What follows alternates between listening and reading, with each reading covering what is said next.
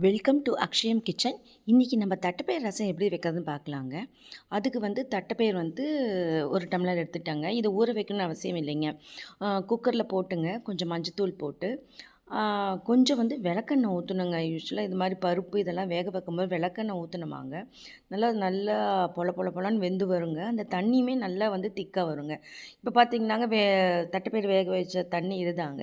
இது பார்த்திங்கன்னா நல்லா திக்காக வருங்க. அந்த விளக்கெண்ணெய் ஊற்றின கட்டிங்க இந்த தண்ணி நல்லா திக்காக வருங்க. அந்த தண்ணியை மட்டும் நம்ம ஒரு இதில் இருத்துக்கணுங்க. தண்ணி இருத்துட்டு அந்த தட்டைப்பயிறு வேணா நம்ம கொஞ்சம் போட்டுக்கலாங்க, தேவையில்லை. அப்புறம் ஒரு தக்காளி நல்லா நெகுன்னு அரைச்சிங்க இந்த தட்டைப்பயிறு தண்ணி இருக்கு இல்லைங்களா, அதிலே போட்டுக்கலாங்க.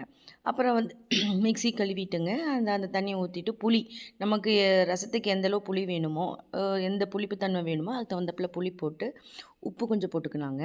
அப்புறம் ஒரு மிக்சியிலங்க சீரகம், மிளகு, வர கொத்தமல்லி, கொஞ்சம் கருவேப்பிலைங்க, இதெல்லாம் போட்டு ஒன்றா ரெண்டாக கொர கொரன்னு அரைச்சிக்கணுங்க. இது நெகுன்னு அரைக்க வேண்டாங்க, கொரன்னு அரைச்சா போதுங்க. இதை நம்ம கலந்து வச்ச அந்த தண்ணியிலே ஊற்றிடணுங்க. ஊற்றி நல்லா கலந்துக்கிட்டு அப்புறம் ஒரு வடை சட்டியில் நல்லெண்ணெய் ஊற்றிங்க, கடுகு நல்லா பொரிஞ்சு வரணுங்க. கடுகு நல்லா பொரிஞ்சு வரும்போது பார்த்திங்கன்னாங்க, தட்டி வச்ச பூண்டு, வரமிளகாய், கருவேப்பிலை இதெல்லாம் போட்டு நல்லா தாளித்து விட்டுங்க. இதுக்கு முக்கியமானது கண்டிப்பாக பெருங்காயம் போடணுங்க. ஏன்னா தட்டைப்பயிருக்கு ஜென்ரலாகவே ஒரு வாயுங்க. அதனால் இந்த பெருங்காயம் போகும்போது அந்த வாயுவை எடுத்துருங்க.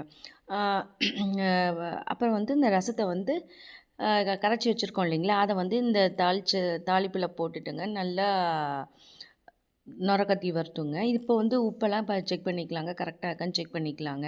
இந்த ரசம் பார்த்திங்கன்னாங்க ரொம்ப ஆரோக்கியமான ரசங்க. குழந்தைங்களுக்கோ கொடுக்கலாம். தட்டைப்பயிர் சாப்பிட மாட்டேன்னு அடம் பிடிக்கிற குழந்தைங்களுக்கு இது மாதிரி அதில் இருக்கிற எசன்ஸை நம்ம மட்டும் எடுத்து கொடுக்கும்போது அந்த தட்டைப்பயிருக்கு உண்டான சத்துமே அதில் இருக்குங்க. அதனால் குழந்தைங்க தட்டைப்பயிரை சாப்பிட மாட்டேன்னு அடம் பிடிக்கிற குழந்தைங்களுக்கு இந்த ரசம் கொடுத்தாவே போதுங்க. இந்த ரசம் ஒருத்தடி செஞ்சு பாருங்கள், ரொம்ப டேஸ்ட்டாக இருக்கும், ரொம்ப ஆரோக்கியமான ரசம் கூடங்க.